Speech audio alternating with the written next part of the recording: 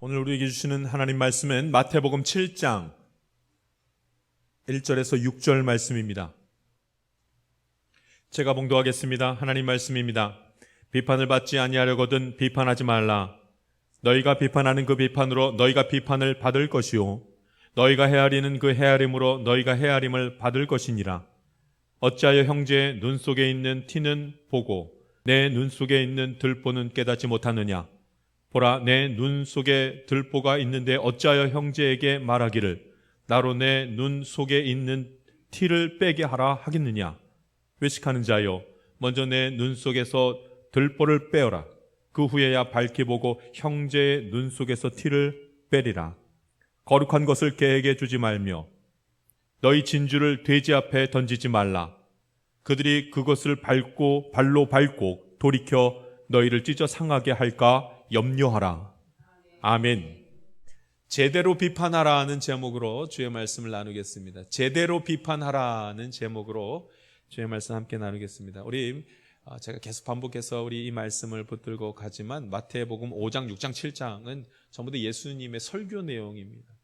어떻게 보면 오늘 제가 말씀을 선포하는 그 말씀은 예수님이 설교하신 내용이 무엇인지를 다시 얘기하는 것이 저의 설교가 될 수밖에 없습니다. 예수님이 하신 말씀이 무엇인지를 나누는 시간입니다. 그래 예수님께서 말씀을 하시는데 살아계신 우리 하나님께서 그 아들 독생자를 통하여서 말씀을 하시게 하시는데 하나님을 아는 그 아들이 말씀을 하시는데 그 말씀의 첫 번째 주제는 하나님 나라였습니다. 하나님 나라가 어떤지를 말씀하고 있었습니다. 그 다음에 두 번째로 가장 많은 주제로 예수님이 설명하시고 설교하신 내용이 무엇인가? 염려하지 말고 근심하지 말라는 말씀을 계속하십니다. 자, 오늘은 이제 세 번째로 예수님이 설교하시면서 주제로 삼으신 말씀이 있는데 그 말씀이 무엇이냐면 시험에 들지 말라는 거예요. 시험에 들지 말라. 시험에 들면 안 된다는 말씀을 예수님이 설교하시면서 얼마나 많이 했는지 모릅니다. 오늘 저와 여러분이 예수 믿고 살아가며 시험에 들지 않기를 간절히 바랍니다. 시험에 들면 말씀이 안 들려요. 시험에 들면 온통 마음이 불안하고 그렇게 평안함을 다 잃고 마음이 다 무너지잖아요. 시험에 들면 그렇게 돼요. 시험에 들면 안 됩니다. 시험에는 특징이 있습니다. 시험은 특징이 있는데 어떤 특징이 있냐면 아무리 믿음이 좋아도 시험에 듭니다. 아무리 믿음이 좋은 사람이다 시험에 다 걸려요. 뭘 보면 알아요? 이미 마음이 무너졌고 이미 막 괴로워하고 슬퍼하고 막 불평하고 입에서 불만족이 나오고 막 그런 일들이 많잖아요. 시험에 들었다는 거예요. 시험의 특징은 믿음이 있는 자라 할지라도 그렇게 뭐 섭섭한 것도 많이 들어오고 막 불평스러운 것도 많이 들어오고 하나님이 있네 없네 하는 시간은 막 같습니다. 그런데 또 한 가지 시험의 특징이 뭔지 아십니까? 죽을 때까지 시험에 들었다 나왔다 들었다 나왔다 이걸 반복합니다. 주님 모실 그때까지 시험과의 싸움 그걸 계속하는 것을 봅니다. 오늘 예수님이 하시는 말씀 시험에 들지 말라 이런 말씀으로 말씀하실 때에 오늘 저와 여러분이 시험에 들지 않는 은혜가 있기를 바랍니다. 옆 사람하고 한번 인사합시다. 시험에 들지 맙시다. 안타까움으로 말해야 돼요. 시험에 들지 맙시다. 시험에 들면 너무 힘듭니다. 시험에 들지 맙시다. 할렐루야. 그래서 이제 예수님이 시험에 들지 말라는 말씀을 하시기 위해서 그걸 밑바닥에 다 깔고 첫 번째로 이거 하면 시험에 든다 하는 말씀을 한 거예요. 이거 하면 니네 다 시험에 든다 하시면서 첫 번째로 하신 말씀이 비판하지 말라는 내용인데 1절 말씀 같이 한번 읽어보겠습니다. 1절 말씀이 있습니다. 시작. 비판을 받지 아니하려거든 비판하지 말라. 아멘. 그럼 이게 시험에 관한 내용인지 모르셨죠? 이게 시험에 드는 내용이에요. 비판하면 시험에 든다는 거예요. 온통 시험에 들는 이유가 비판하는 것 때문이라. 여러분 사람에게 비판을 받기 시작하잖아요. 마음 상해가지고 견디질 못해요. 내 뒤통수에다 대고 막 얘기하는 것도요. 비판하는 얘기를 들으면요. 마음이 막 상해가지고요. 얼마나 힘이 드는지 모릅니다. 그 자리 피해버리죠. 더 무서운 게 뭔지 아십니까? 한번 시험에 비판하기 남이 나를 비판하는 소리를 듣게 되면 그 다음에 나도 비판합니다. 그 사람 나도 비판합니다. 얼마나 비판하고 못된 말을 합니다. 사람이 비판을 받고 사람이 비판하는 시간을 막 가지면은 마음이 불편해지고 삶이 다 망가지는 거예요. 막 망가집니다. 그래서 믿음에 있는 사람들은 비판하게 될 때 그 비판에 대해서 반드시 제대로 해석할 수 있어야 됩니다. 비판하는 내 모습, 상황, 사람, 이걸 잘 해석할 수가 있어야 됩니다. 그걸 해석해야지만 비판하는 자리에서 벗어날 수 있고 하나님이 기뻐하시는 제대로 된 그런 믿음 생활, 신앙 생활, 시험에 들지 않는 일을 하는 것입니다. 오늘 저와 여러분이 이렇게 같이 예배드리는 가운데 있지만 오늘 저는 설교를 하는 시간이고 여러분은 설교 말씀을 듣는 시간입니다. 이 가운데도 서로 비판을 한다니까요. 여러분 저를 보면서도 비판할 거예요 아마. 설교 내용을 가지고 비판하면 여러분 설교 내용 가지고 설교를 할 때 나눌 때 여러분 비판하기 시작하면 신앙이 자라지 않고 은혜를 경험하지 못하고 눈이 확 감겨버립니다. 귀가 닫혀버리고 목사의 말을 인간 목사의 말로 듣기 시작하면 그러면 이제 아무것도 안 들리기 시작합니다. 믿지 못하니까. 목사는 부족하죠. 목사가 설교 준비 잘 못해올 때도 있지요. 그건 목사 잘못이죠. 그러나 목사가 아니라 하나님을 믿는다면 하나님의 말씀으로 받아야 할 줄 믿습니다. 왜냐하면 하나님이 목사를 사용하시거든요. 여러분 하나님의 음성 들어보셨습니까? 들은 사람이 없습니다. 하나님의 뜻을 누구를 통해서 하시냐면 목사를 통해서 하나님이 하게 하시는 거예요. 통로가 되게 하시는 거예요. 그러니까 목사를 보면 안 되고 목사의 말씀을 통해서 나오는 그 하나님의 말씀을 듣는 그런 믿음의 눈이 열려야 합니다. 그러지 않으면 다 비판하는 거예요. 그러면 하나님 비판하시겠습니까? 그러지 않잖아요. 하나님의 말씀을 듣고 그 가운데 은혜를 누리는 믿음의 사람이 되어야 하는 것입니다. 저도 마찬가지예요. 여러분은 저를 보죠. 저는 여러분을 봅니다. 설교도 하기 전에 여러분하고 같이 이렇게 설교 나누는 가운데 저는 비판을 할까요, 안 할까요? 보십시오. 저도 하게 생겼잖아요. 이 말씀 잘 듣네. 이 말씀 안 듣네. 속 안에서 막 그게 일어나는 거예요. 저 사람은 왜 피곤해 할까? 이러면 목사도 시험에 드는 거예요. 목사라도 별 수 없습니다. 말씀을 잘 듣는 사람, 못 듣는 사람 막 이렇게 판단하기 시작하면요. 그러면 목사의 말에도 힘이 없습니다. 설교 내용에도 힘이 없고 믿음을 가지고 말씀을 선포하지 못하기 때문에 다 무너지는 거예요. 오죽했으면 선배 목사님께서 설교할 때는 아무나 보고 설교하는 것이 아니라 잘 보고 말씀 잘 듣게 생긴 사람 그 사람 보고 설교하라고. 얼마나 마음이 요동치는 게 많으면 마음이 요동치기 시작하면 시험이 드는 거예요, 목사도. 그러니까 그렇게 하지 말게 하기 위해서는 이렇게까지 하라고 선배 목사님 하는 소리들이 있습니다. 우리가 이렇게 시험에 듭니다. 그리고 이렇게 많이 비판을 합니다. 그래 비판받지 아니하려면 어떻게 해야 되는가? 오늘 성경에서 말하죠. 비판받지 아니하려면 비판하지 말라 이런 말씀을 합니다. 우리 2절 말씀을 한번 읽어보겠습니다. 2절 말씀 읽습니다. 시작. 너희가 비판하는 그 비판으로 너희가 비판을 받을 것이요 너희가 헤아리는 그 헤아림으로 너희가 헤아림을 받을 것이니라. 아멘. 참 헷갈리게 말씀을 하셨어요. 처음에 뭐라고 그랬냐면 비판 받지 아니하려거든 하면서 아니 내가 비판한 것이 아니라 누가 나를 비판하니까 이런 얘기를 합니다. 누가 나를 비판하니까. 근데 나중에는 어떻게 말씀하시냐면 2절에 와서는 뭐라고 말씀하시냐면 너희가 헤아리는 그 헤아림으로 헤아림을 받을 것이라 이렇게 또 말을 합니다. 처음에는 비판을 받지 않으려면 그러니까 남이 비판을 하는 것 때문에 내가 힘들어한다는 말씀을 누가 나를 먼저 비판한 것 때문에 힘들어하고 또 두 번째 말할 때는 비판을 헤아림을 하는 그대로 헤아림을 받을 것이라 또 이렇게 얘기를 합니다. 상관관계가 있겠죠. 하여튼 비판을 하면 죄의 역사가 시작된다는 겁니다. 서로 비판을 하기 시작하면 누가 비판을 하든지 간에 비판을 하면 서로 죄의 역사가 일어난다는 거예요. 그러니까 이게 죄의 순환이 되죠.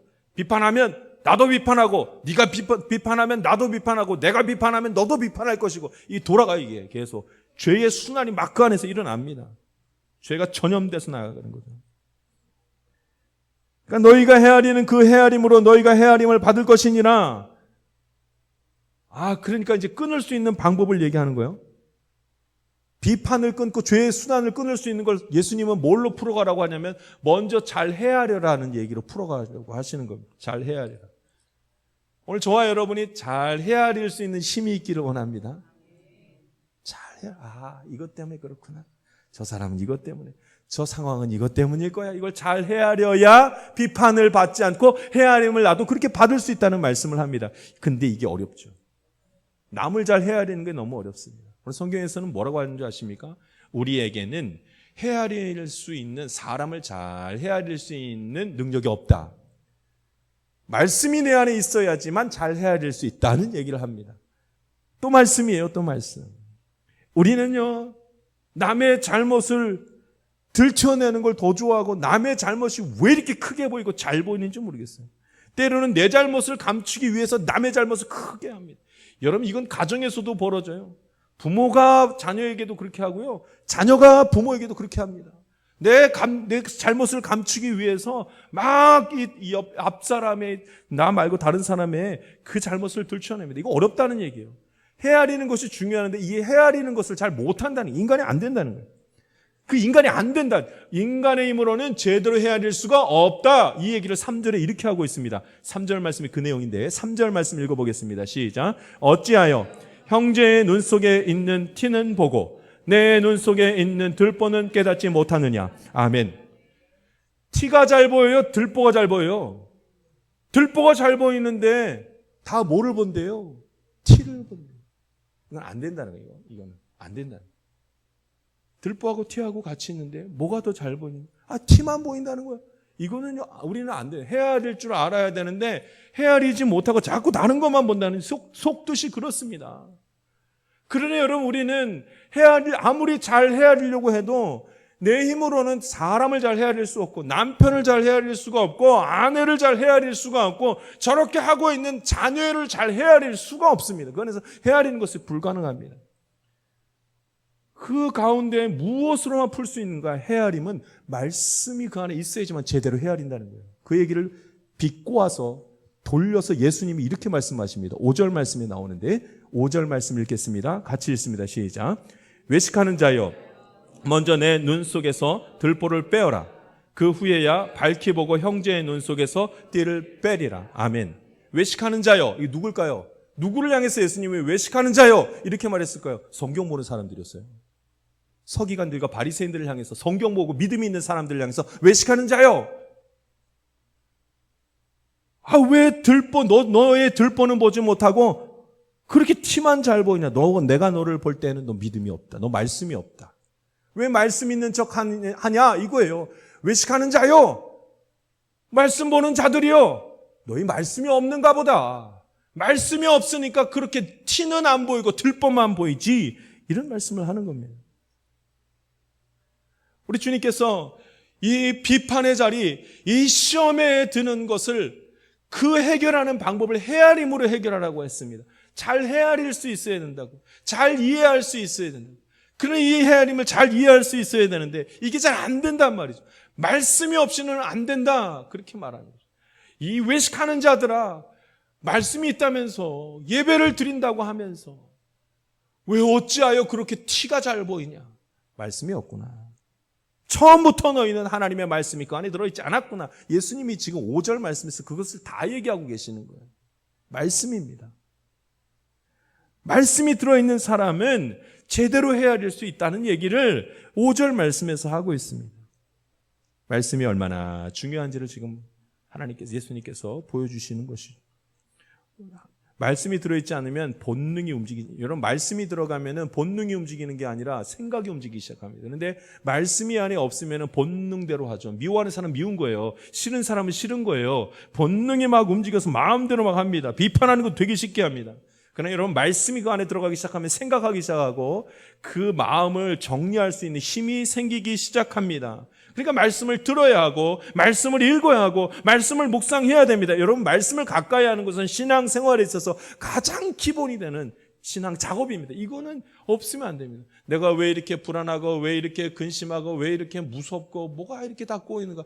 말씀 가까이 하지 않잖아요. 말씀을 가까이 하면 그게 끊어진다는 말씀을 하는 거예요. 그러니까 성경에 우리 지난주에 나눴던 말씀, 내일 일을 위하여 염려하지 말라. 내일은 내일이 염려할 것이요. 염려하지 말라 하잖아요. 한날 괴로움은 그날로 족하니라. 할렐루야. 여러분, 성 분명히 말씀하셨습니다. 염려는 내일 일 때문에 하는 것이니 내일 일을 가지고 염려하지 말라 말씀하셨습니다. 근데 염려합니다. 또 내일 일이 걱정됩니다. 뭐 때문일까요? 말씀이 사라졌어요. 말씀이 안에 사라져. 여러분, 말씀이 사라지면 내일 일이 그렇게 염려가 돼요. 근데 말씀이 안에 싹 들어와 있으면 하나님이 함께 하시겠지. 이건 내가 할 수 없는 일이에요. 하나님이 하시. 여러분, 말씀이 내 안에서 역사하기 시작하면 말씀이 본질이 뭔지를 보게 하고 그게 그렇게 크게 보이는 거예요. 말씀이 내 안에서 역사하기 시작하면 내가 할 수 있는 것과 내가 할 수 없는 것이 정확하게 나누어져서 내일 일을 주님 앞에 맡기는 역사가 나타나는 것입니다. 할렐루야. 여러분, 말씀입니다. 말씀을 가까이 해야 합니다. 말씀을 자꾸 듣고 말씀을 자꾸 읽고 그 말씀이 무슨 말씀인지 자꾸 생각할 수 있고 묵상할 수 있는 힘이 있어야만 합니다. 오늘 주의 말씀을 마음에 품고 다른 사람을 제대로 헤아릴 수 있는 상황을 제대로 헤아리고 나의 가정의 아픔을 제대로 헤아리고 아직 풀리지 않는 많은 일들을 제대로 헤아릴 수 있는 힘이 있기를 바랍니다. 그러니까 비판하지 말라고 말하는 것 같지만 이런 비판하지 않고 살아갈 수가 있겠습니까? 세상이 악한데 그냥 가만히 둡니까? 비판하지도 않고? 그게 아닐 거란 말이죠. 그게 아닐 거란 말이죠. 신앙생활 게을리하는 것을 보고 그냥 가만히 있어야 되겠습니까? 거룩함에 대해서 대적하는 모습을 보고 가만히 있으면 되겠습니까? 비판하지 말라고 했으니까 나는 비판 안 합니다. 가만히 있으면 되겠습니까? 아니, 그런 뜻이 아닙니다. 오늘 성경 보면 그런 뜻이 아닙니다. 성경에는요, 비판을 제대로 할 수 있어야 된다. 제대로 비판하라. 이 말씀을 6절에서 하는 것으로. 여러분 6절 말씀 같이 읽어보겠습니다. 같이 읽습니다. 시작.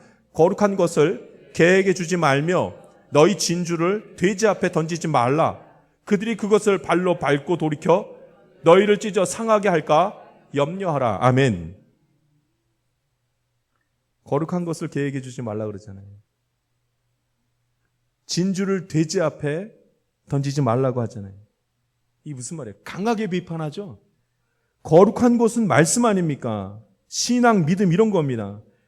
개에게 주지 말라. 이게 개하고 돼지 앞에 던지지 말라. 이 개와 돼지가 진짜 짐승 같으세요?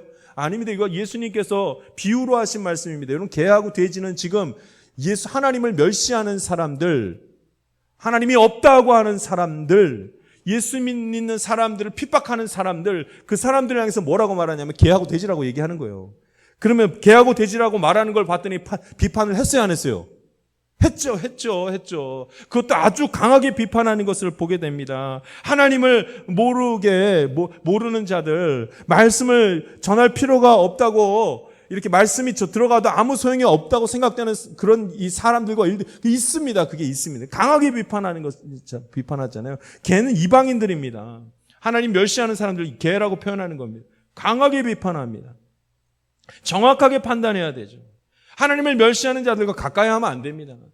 하나님을 멸시하고 하나님의 뜻을 거스르는 것을 즐겨하는 자들하고 가까이 해서는 안 됩니다. 그걸 비판해야 그걸 그렇게 할 수가 있지요. 시험에 들지 않는다는 말은 그 말입니다. 제대로 비판할 수 있어야 됩니다. 그래서 오늘 성경의 7장 1절에서 6절 말씀을 보면 처음에는 비판하지 말라고 합니다. 비판하다가는 시험에 들 수 있으니까 비판하지 말라고 합니다. 그런데 조금 더 성경을 읽어 내려가다 보면 제대로 비판하라고 합니다. 제대로 비판하지 않으면, 그렇게 비판하지 아니하면 시험에 다 둘 수밖에 없다라고 말합니다. 이게 무슨 뜻일까요? 제대로 비판한다는 말이에요. 구별하라, 구분하라는 뜻입니다. 거룩한 것과 거룩하지 못한 것을 구분하라. 하나님께서 기뻐하시는 것과 기뻐하지 않는 것을 구분하라. 이게 제대로 된 비판이라는 거죠. 제대로 된 비판. 개가 누구이며 누가 돼지인지를 구분하라는 것입니다. 하나님의 말씀이 어디에 있으며 하나님 기뻐하시는 뜻이 어디에 있는지 구분하라는 것입니다. 비판하지 말라는 것은 아예 판단 자체를 하지 말라는 것이 아니라 제대로 비판하라는 거죠. 여러분, 나의 죄를 짊어지고 남을 보면요, 죄밖에 안 보이는 거예요. 죄의 순환밖에 안 됩니다. 그러니까 비판하지 말라 그러죠. 그는 내 죄를 깨닫고 하나님의 말씀을 닫고 회개한 가운데 주님 앞에 서게 되면 제대로 된 비판이 나오는 것입니다. 할렐루야. 그냥 가만히 있으라는 소리가 아닙니다. 우리가 반대로 하는 것이 문제죠. 비판하지 말아야 될 것에 비판을 해버리고 비판해야 될 일들에 가만히 묵인하는 것이, 그것이 문제라는 것입니다. 내가 비판하고 싶을 때, 여러분 정말로 내가 비판하고 싶을 때는 여러분 비판을 멈춰야 됩니다. 왜냐면 가만히 지켜보면 내가 비판하고 싶을 때 내 모습은 여기 죄가 가득 차가지고요. 내 마음속에 죄가 가득 차니까 남의 죄가 그렇게 크게 보이는 거예요. 사기꾼이 속이는 사람을 그렇게 잘 찾아냅니다. 예민한 사람이 누군지 제일 빨리 알아요. 마음에 무엇이 들어있는지 그 들어있는 것이 다른 사람에게 훨씬 잘 보입니다. 그래서 여러분 죄가 가득 들어있는 사람이 그렇게 죄 지은 모습들, 죄에 대한 이야기를 막 비판하고 나서게 됩니다. 그땐 조용히 해야죠. 말하면 안 됩니다. 이것은 멈춰야 됩니다.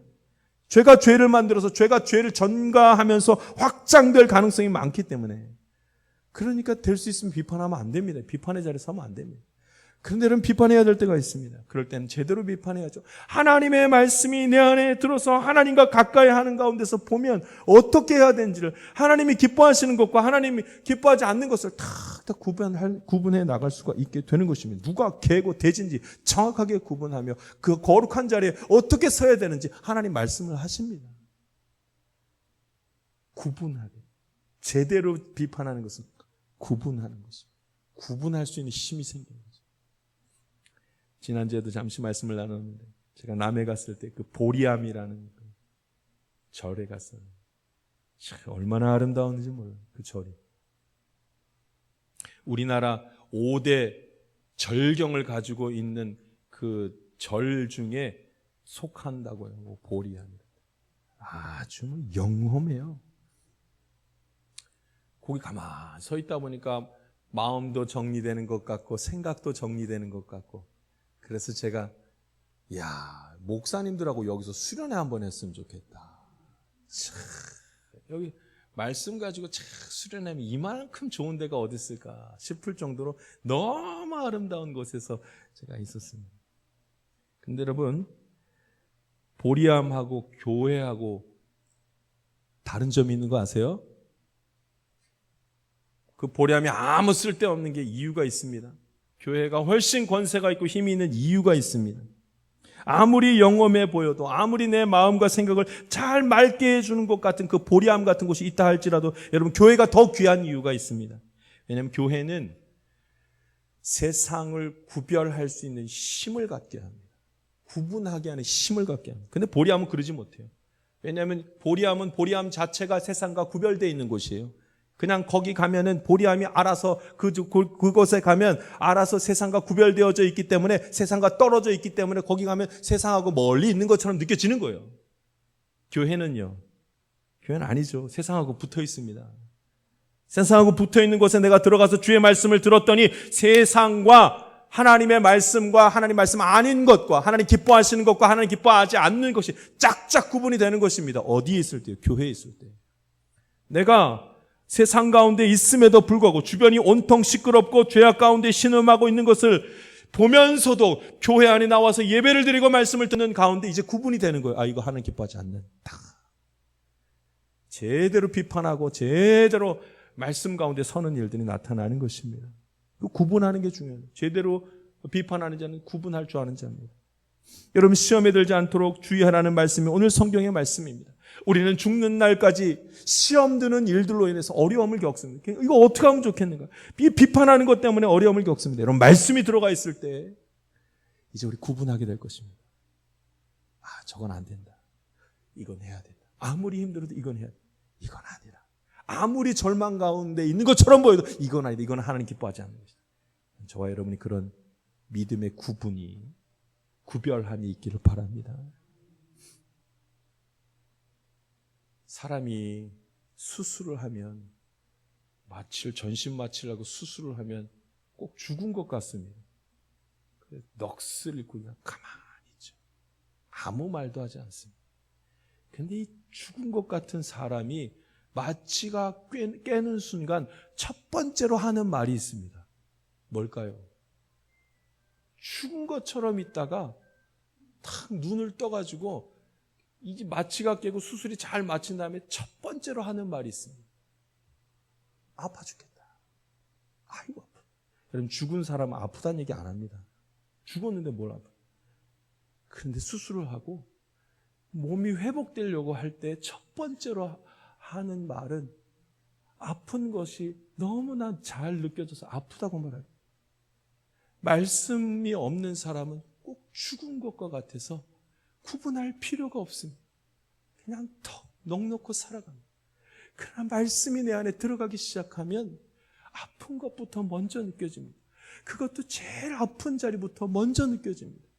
여러분, 거룩한 자리를 찾아갈 때에도 처음에는 어떻게 할지 몰라서 거룩한 것과 거룩하지 않은 것, 하나님 기뻐하시는 것과 하나님 기뻐하지 않는 것을 잘 구분하지 못하고 이게 되게 신경질 나고 싫습니다. 그냥 말씀을 가까이 하면, 더 말씀을 붙들다 보면 더 거룩한 곳을 향해서 막 나아가면서 내가 싫어도 거기를 가야겠다는 마음이 드는 것입니다. 할렐루야. 말씀이 내 안에 있어요. 말씀이 내 안에 있어야지만 제대로 비판하며 시험에 들지 아니하고 하나님이 기뻐하시는 삶, 하나님과 함께하는 은혜의 삶을 살아가게 될 줄 믿습니다. 함께 기도하겠습니다. 살아서 역사하시는 하나님 아버지, 오늘도 은혜 베푸시니 감사를 드립니다. 얼마나 많은 비판으로 시험에 들고 시험에 빠지게 되었는지요.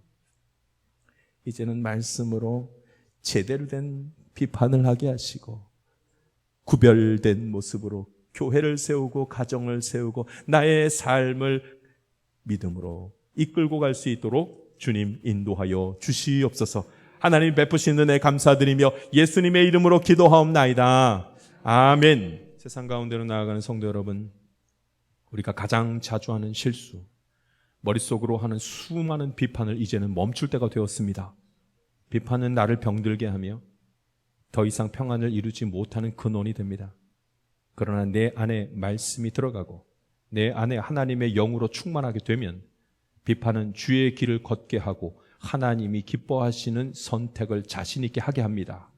오늘도 주의 말씀을 붙들고 그 말씀의 순종함으로 말미암아 부족의 자리에서, 불안의 자리에서, 속상함과 슬픔의 자리에서 벗어나 은혜의 자리, 평안의 자리, 진리의 자리, 확신의 자리에 서게 될 줄 믿습니다. 말씀 안에 서 있는 여러분, 두려워하지 마십시오. 말씀을 붙드는 자는 그 빛이 우리의 인생길을 환하게 비출 것입니다. 지금은 우리 구주 예수 그리스도의 은혜와 하나님의 놀라우신 사랑과 성령님의 감동감화 교통 충만하신 은총이 구별된 주의 자녀로서 믿음의 삶을 살아가기를 원하는 하나님의 귀한 자녀들 가운데 지금부터 영원토록 함께하기를 간절히 축원하옵나이다. 아멘.